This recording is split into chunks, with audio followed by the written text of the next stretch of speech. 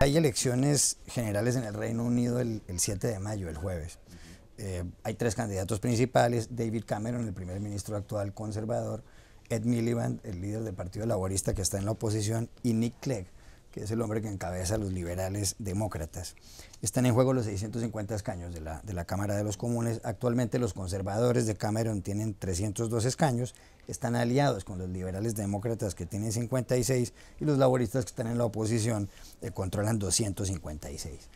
Ha habido varios debates en televisión en los últimos días, interesantes, con ciudadanos, incluso preguntándoles a los candidatos.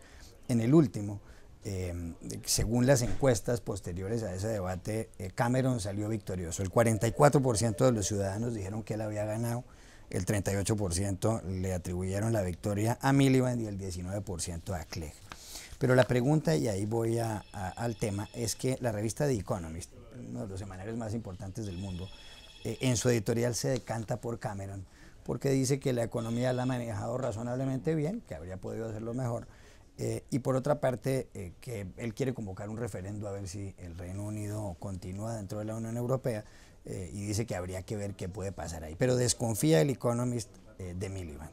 ¿Usted por quién votaría?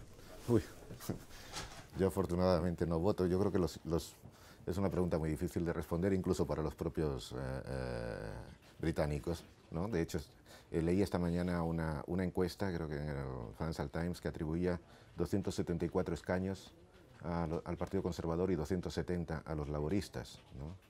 Es las elecciones más reñidas en una generación, creo. Y va a ser, y está sobre todo, es votar una alianza, ¿no? Porque se da por supuesto que nadie va a ganar, nadie va a tener la mayoría. Entonces yo creo que ahí hay dos fuerzas, que es una, recuperar a los liberales de Nicholas Clegg, o a los nacionalistas escoceses.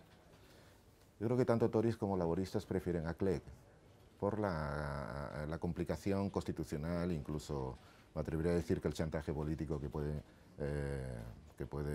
ejercer los escoceses. El problema de Miliband es que es un personaje que es un político, como él, absolutamente antitelegénico. Es una personalidad, yo me acuerdo este verano, estuve en Inglaterra, todavía se le recuerda que le quitó el puesto a su hermano David. Es un personaje que no acaba de comunicar con el público, ¿no? Y Cameron es una personalidad, yo creo que un tanto insípida, pero que es verdad lo que dice el Economist, que en la economía, quizás el Reino Unido sea de los países que ha sobrellevado la crisis mejor, con un crecimiento que yo creo que está en el 3% anual del PIB, con un paro bajísimo en comparación, no digamos con España, sino con el resto de otros países europeos, y donde el único peligro es el déficit, entonces, o la creación de déficit, y yo creo que eso es lo que el público no acaba de fiarse, si los laboristas aumentarían el déficit. Carlos Dever.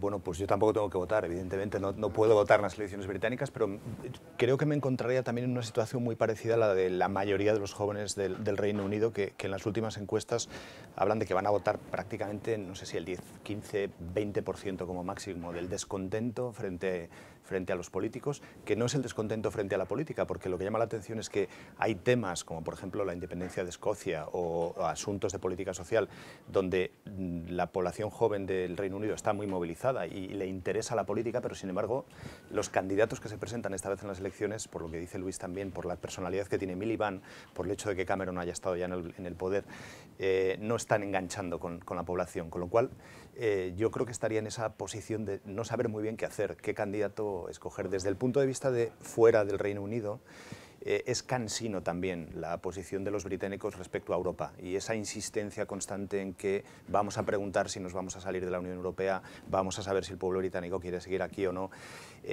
Desde fuera, cuando lo que es la construcción europea es tan compleja, tan complicada, está costando tanto, que periódicamente se utilice este tema como un asunto de campaña, como un asunto de política interna, como español y como europeo, resulta un poco cansino, con lo cual también hay una sensación, yo creo, fuera del Reino Unido, de que la política británica está utilizando un poco este tema para asuntos internos, para cuestiones internas, cuando es algo muy relevante para todos los países de la Unión, ¿no? Pero da la impresión de que el referendo de si el Reino Unido debe continuar en la Unión Europea o no se va a producir en algún momento. Bueno, hay que tener en cuenta que siempre ha habido esta especie de recelo con el que los británicos miran a Europa. Es famoso aquel titular del Times de Londres después de una tormenta donde se interrumpieron las comunicaciones que decía impresionante tormenta anoche, el continente está aislado, ¿no? O mirando por encima del hombro al resto de los países. Pero ¿será que va a ocurrir eso en algún momento, que no tendrá más remedio Cameron y sus aliados, los liberales demócratas, si continúan en el poder, que convocar ese referéndum? Yo lo creeré cuando lo vea convocado. Yo creo que el referéndum, Cameron se ve forzado a convocarlo ante el auge de la extrema derecha nacionalista, del chauvinismo británico que representa el BNP y Farage, por el ascenso del populismo xenófobo británico. Yo creo que esa es la razón de la convocatoria del referéndum. Yo creo que hay una parte, yo creo que la sociedad británica está sometida a las mismas tendencias, influencias, como cualquier otro país de la globalización. A mí me resulta absolutamente chocante y divertido la europeización del Reino Unido. Se nota por ejemplo, hay panaderías, Londres está lleno de terrazas, hay panaderías con todas clases de panes. Han descubierto, por ejemplo, el chorizo, ponen el chorizo hasta la ensalada. He visto casas nuevas que tienen terrazas, balcones. Eso es completamente insólito en la Inglaterra de hace 20 años. Entonces, yo creo que es un poco, no quiero ser simplista, pero hay mucho de oportunismo y de artificiosidad política, creo, en lo del referéndum, ¿no? Hay una realidad aparte, que yo creo que hace años el Reino Unido todavía conservaba esa grandeza de lo que había sido el imperio. Era un país que todavía se presentaba como una gran potencia en el mundo. Ahora la realidad es que el Reino Unido es parte de Europa y pertenece a Europa y necesita estar con la Unión Europea.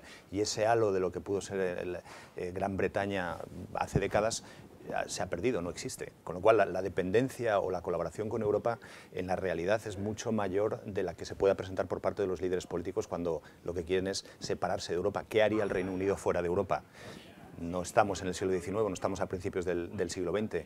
No creo que fuese una opción posible para un país. Pero bueno, veremos si ese referéndum, como dice Luis, se convoca. Habrá que verlo. Yo también tengo muchas dudas. ¿Puede influir en el futuro de la unión de Escocia con Inglaterra y con Gales, de la Gran Bretaña, el resultado de esta elección? Probablemente, porque sea quien sea el que gane y sea quien sea el gobierno que se forme después del 7 de mayo, digamos, a partir del referéndum escocés se adquirieron una serie de compromisos sobre cambios constitucionales, que ahora mismo no recuerdo exactamente, pero que implicaban darle